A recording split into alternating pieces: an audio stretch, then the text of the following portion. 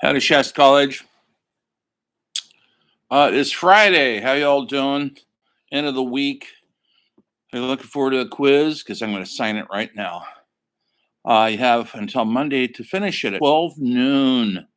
12 noon, not 12 midnight. 12 noon this Monday.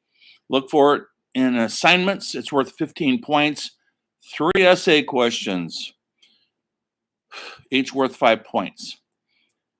Explain as much as you need to. There's no limit, but if you just say one word or sentence, it's probably not going to be enough to answer the question. So give it some thought. I signed the documentary earlier this week. You've had this whole week to watch it. You have the whole weekend to watch it. The documentary is in modules on Canvas. It's called Easy Rider Raging Bulls. It's free, no charge to you. Watch the documentary closely. It's about 60s, 70s filmmakers, the auteur filmmakers, the new directors that are taking over the old studio system because their movies made money. I've talked about it in my last 2 lectures actually, about the seminal films. He's a writer, Graduate, Bonnie and Clyde, and many, many others, going up until 1980. The documentary essentially starts with those films and then goes up to Raging Bull, which is a movie directed by Martin Scorsese. They're considered the last auteur directors when the auteur directors controlled the content of the films they were making. That's why they're auteur filmmakers. They weren't given these projects by the studios. They created these own projects, and they were created out of what they saw in the world around them. What were they seeing around? That's going to be key to your quiz. I'm going to give you all sorts of hints right now, but if you watch the documentary, you'll see them. They're hiding in plain sight. They're not hiding, actually. It's pretty obvious. But what's going on in the world in the 1960s? Well, a whole lot. Youth market. These new directors were younger than the old guys that were running the studio, and the old guys had kind of lost their way. They didn't know what the youth market liked. Well, the new directors filmed the movies they wanted to see, and that in turn was the films that the young people wanted to see also, which was kind of realistic films about subjects they could understand and relate to, not fantasies, not sci-fi. No offense to you sci-fi folks out there.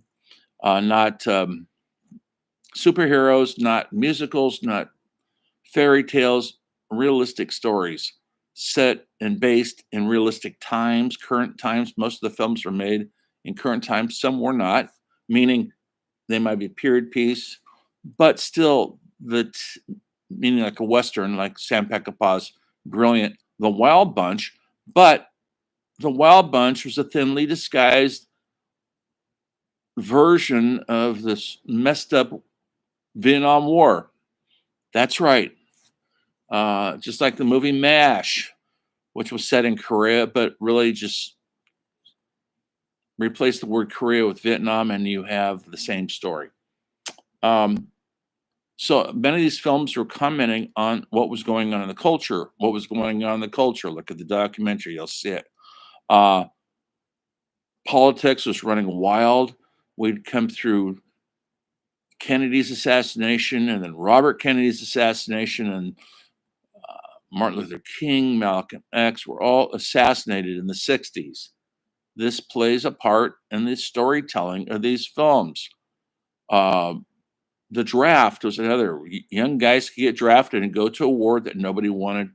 Was very unpopular in Vietnam, very unpopular with the whole baby boom generation. Okay. That's going on. That tells a big part of the disenfranchised youth and what they wanted to see up on screen wasn't their parents' fantasies of musicals or fairy tale stories of good or bad. They wanted to see realistic stories of the struggles they were going through.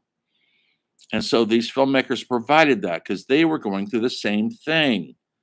So the culture is full of civil rights movement, the women's movement, Um, Lots of youthful protests around the whole country over the Vietnam War and other issues. So these filmmakers came in and they told their stories and they were successful. And the Hollywood elites said, "You need to tell us more. We'll make these movies." And the floodgates were open. You'll see it in the documentary. These films had a deeper meaning and really connected to the young, smart audience that were going to college at the time. More people went to college in the baby boom than ever before in the history of our country. There was more education. There was more questioning authority. There wasn't just accepting the status quo. That was in the culture. And that's important for this quiz. I'm always talking about in other lectures what's going on in the culture. When whatever film was made, the James Dean film or the Clark Gable film or Orson Welles, what was going on in the cultural fabric of the times those films were made? Well, what was going on in the cultural fabric at the time these films were made? And I'm telling you. And then later on, Richard Nixon got into trouble and Watergate happened. He was booted out of the office, or he quit before he could be booted. And so these things were in the atmosphere and they played a huge part in the development of these films. From The Conversation to The Godfather, Apocalypse Now, those are Coppola films, to Mean Streets, to Taxi Driver. Taxi Driver is a perfect example of a disenfranchised, lonely person out there who becomes a mass gunman. Think about the times we're living through right now, folks. Watch Taxi Driver. There's a lot of similarities. Lonely, disenfranchised people who aren't connected to the social fabric. And so, what do? They try to strike back at the social fabric through violence. Um, and so many other films that's in the documentary. I'm not going to list them all. I've been talking about it for way over a week now. So, if you watch that documentary, look at your textbook, chapter 8, you'll see a lot of these films are mentioned. And so I'm going to ask you 3 simple questions. Look for it in assignments. And it's all about influences. What influenced the directors? How did they influence the culture? Things like that. Now, the one answer I do not want anybody to give, you won't get any points for it if you say sex, drugs, and rock and roll. No, it's too easy.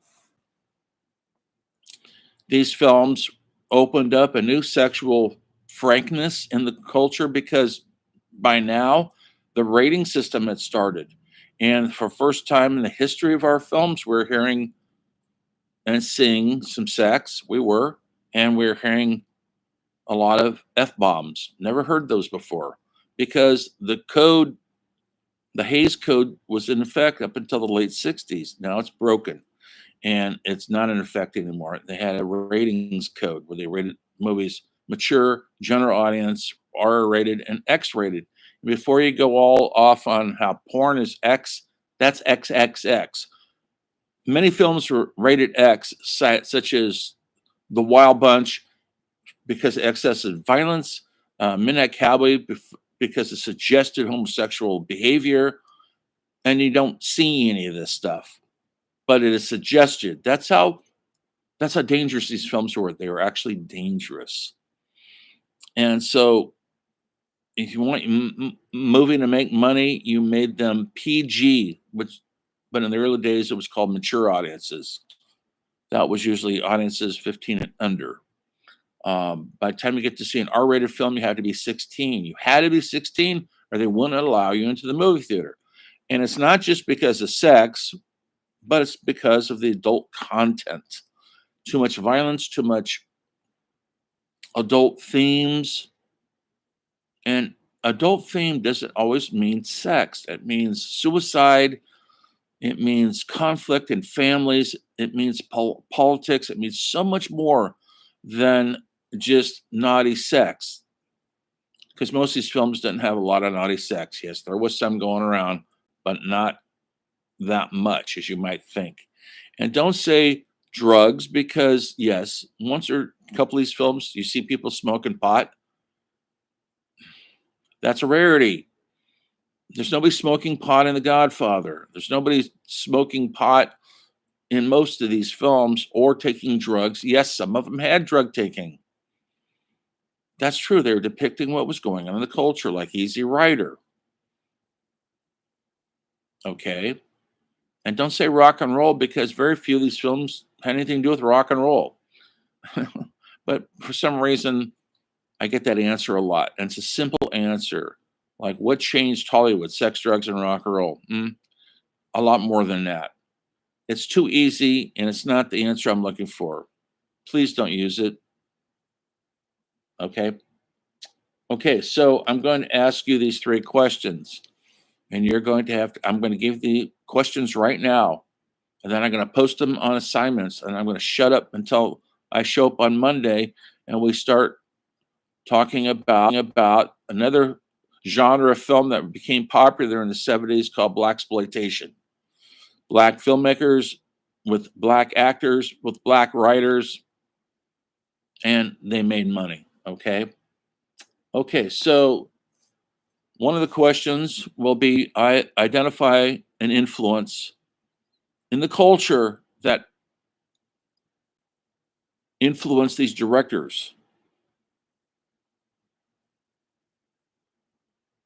Okay.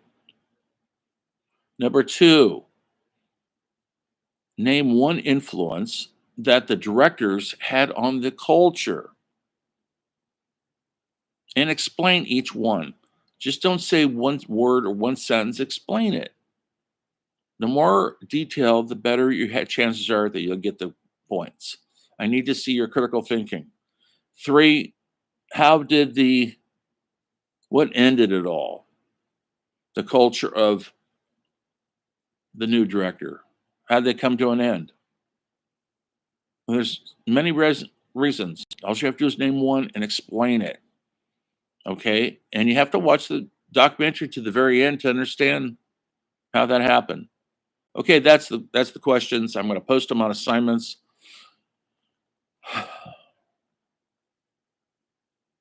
Looking forward to reading your over the weekend your French New Wave movie essays. Try to enjoy yourself. Look at this quiz. 15 points, 5 points. I'll assign an assignment. You'll see it tonight. Watch the film. It's in Canvas. EJ Rider, Raging Bulls, and enjoy. I'll see you on Monday where the story film continues.